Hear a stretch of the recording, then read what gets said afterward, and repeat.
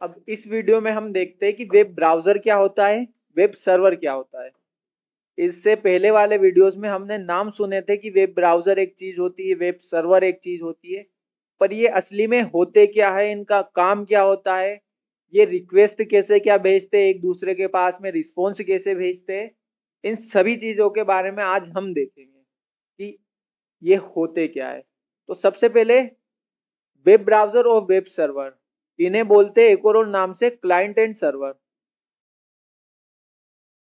तो इस मॉडल को हम बोलते हैं क्लाइंट सर्वर मॉडल। अब ये काम कैसे करते हैं इस चीज को देखते हैं, पर उससे पहले देखते हैं कि इंटरनेट पर हम चीजों को एक्सेस कैसे क्या करते हैं। तो इंटरनेट पर बहुत सारी चीजें रखी हुई है, जैसे इंटरनेट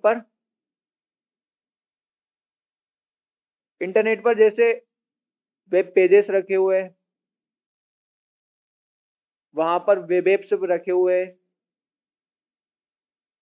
डॉक्यूमेंट्स रखे हुए हैं, उसके बाद ऑडियो फाइल्स रखी हुई है, वीडियो फाइल्स रखी हुई है और इमेजेस रखे हुए हैं। ऐसी बहुत सारी चीजें इंटरनेट पर रखी हुई है। अब इन सबको एक्सेस करने के लिए हमें किसी न किसी चीज की जरूरत रहती है। तो मोबाइल में हम नॉर्मली किसी चीज का यूज करते होंगे, अपने सिस्टम के थ्रू हम किसी चीज का यूज करते होंगे। तो वो एक टूल जिसका यूज करके हम इंटरनेट से सारी चीजों को एक्सेस करते हैं, उसे बोलते हैं वेब ब्राउजर।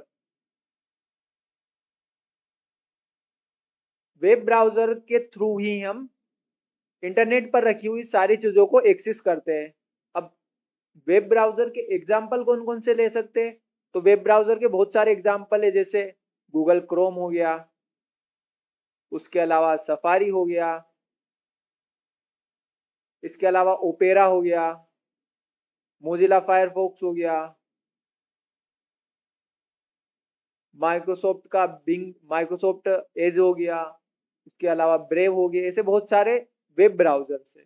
तो इन सब का यूज करके हम इंटरनेट पर रखे हुए इन सारी चीजों को एक्सेस करते हैं। अब एक और चीज, एक एडवांस चीज है कि हर एक वेब ब्राउजर के पीछे एक ब्रेन होता है। तो इस ब्रेन को बोला जाता है वेब इंजन। और वेब इंजन का काम क्या होता है? वेब इंजन इन ब्राउजर के पास जितनी भी रिक्वेस्ट होती है या इन सारे ब्राउजर के जो टास्क को एग्जीक्यूट करने का काम करता है, वो काम करता है वेब इंजन। तो हर एक ब्राउजर के पीछे एक ना एक वेब इंजन जरूर होगा। जैसे कुछ एग्जांपल ले अगर वेब इंजन के, तो उसमें आते जैसे ब्लिंक हो गया, वेब किट हो गया। ऐसे इंजन रखे हुए हैं इन हर एक वेब ब्राउजर के पीछे, जो इनके सारे टास्क को एग्जीक्यूट करते हैं।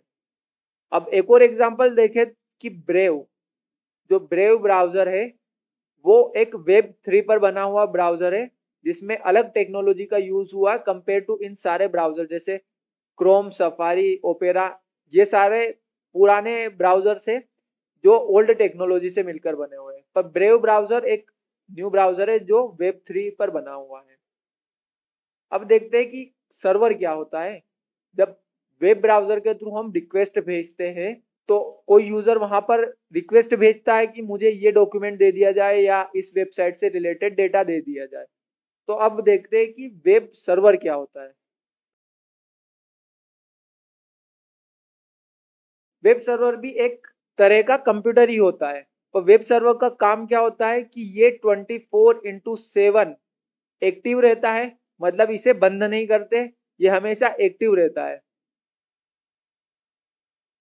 और जो भी कोई भी वेब ब्राउजर के थ्रू इसके पास कोई रिक्वेस्ट आती है,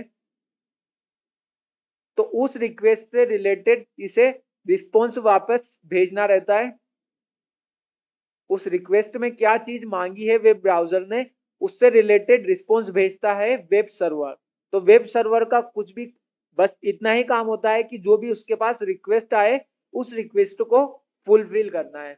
अब ये वेब ब्राउजर और वेब सर्वर आपस में इंटरेक्ट कैसे करते हैं, तो एक एग्जांपल लेते हैं।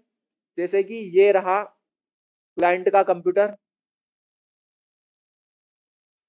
ये रहा एक सर्वर, वेब सर्वर जो किसी XYZ लोकेशन पर होस्टेड है।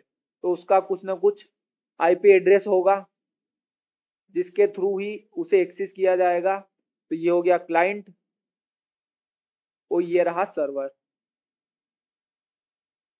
क्लाइंट ने उसके सिस्टम में एक वेब ब्राउजर खोला जहां पर उसने कुछ सर्च किया कि मुझे जैसे youtube.com पर ले जाया जाए। तो youtube.com का सबसे पहले डीएनएस सर्वर से IP एड्रेस लाया जाएगा। उसके बाद उस IP एड्रेस पर रिक्वेस्ट भेजी जाएगी कि मुझे इस रिक्वेस्ट से रिलेटेड डॉक्यूमेंट दे दिए जाए। तो यहाँ पर रिक्वेस्ट भेजी जाएगी और वेब सर्वर क्या करेगा, वेब सर्वर अपने सिस्टम के अंदर मतलब अपने DB के अंदर, डेटाबेस के अंदर उस रिक्वेस्ट से रिलेटेड डॉक्यूमेंट को सर्च करेगा। अगर वो डॉक्यूमेंट मिलते हैं तो एक सक्सेसफुल रिस्पॉन्स भेज दिया जाएगा क्लाइंट के पास, और अगर वो डॉक्यूमेंट नहीं मिलते तो एक एरर का रिस्पॉन्स भेज दिया जाएगा या कुछ भी ऐसा रिस्पॉन्स भेज दिया जाएगा कि हमें डेटा नहीं मिला आपकी रिक्वेस्ट से रिलेटेड। इसमें आपने अगर जो डेटा नहीं मिलता है तो एक एग्जांपल देखा होगा 404 पेज नॉट फाउंड एरर।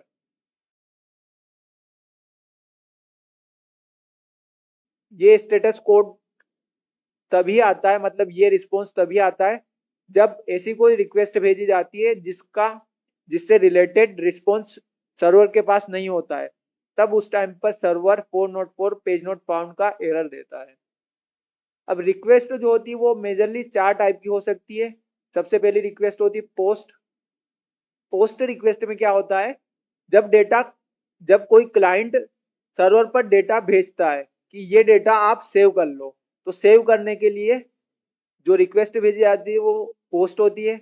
उसके अलावा दूसरी रिक्वेस्ट होती है गेट। गेट रिक्वेस्ट किस लिए यूज होती है, मुझे कुछ डॉक्यूमेंट आपसे चाहिए, मतलब सर्वर से कुछ डॉक्यूमेंट जब क्लाइंट को चाहिए होते हैं तब वहां पर रिक्वेस्ट होती है गेट रिक्वेस्ट। उसके अलावा पुट रिक्वेस्ट होती है। मतलब इस रिक्वेस्ट में क्या होता है, क्लाइंट कुछ डेटा भेजता है कि इस डेटा को, जो ओल्ड डेटा है वो होता है, उससे अपडेट कर दिया जाए। तो पुट रिक्वेस्ट काम में आती है अपडेट करने के लिए। और लास्ट टाइप की रिक्वेस्ट होती है डिलीट। तो डिलीट किस लिए यूज होती है, सर्वर पर जो डेटा रखा हुआ है उसे डिलीट करने के लिए। तो ये रहा क्लाइंट और सर्वर आपस में कैसे क्या इंटरेक्ट करते हैं। तो सबसे पहले हमने वेब ब्राउजर देखा, वेब ब्राउजर क्या होता है, उसके बाद वेब सर्वर क्या होता है और आपस में ये कैसे क्या इंटरेक्ट करते हैं। और एक और चीज है कि जो ये वेब इंजन होते हैं जैसे ब्लिंक हो गया और वेबकिट हो गया, तो इसके बारे में आप देख सकते हैं कि ये कौन सा वेब ब्राउजर के पीछे कौन सा वेब इंजन लगा हुआ है।